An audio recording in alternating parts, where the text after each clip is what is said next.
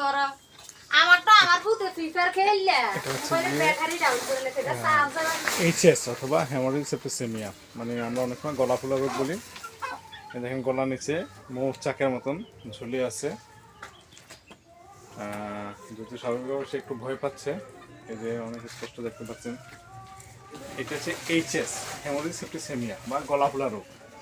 তো মূলত আমাদের এটা হয়ে থাকে বিশেষ করে কলিজা কৃমির থেকে।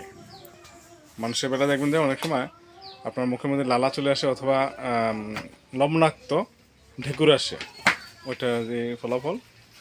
এই জন্য আমরা এখন এই যে পানিটা আছে, এই পানিটাকে নিডল পাঞ্চ করে 2-3টা নিডল পাঞ্চ করে আপনার যখন এরকম তখন দেখবেন ভিতর থেকে পানি আসতেছে। আমি দেখানোর চেষ্টা করব।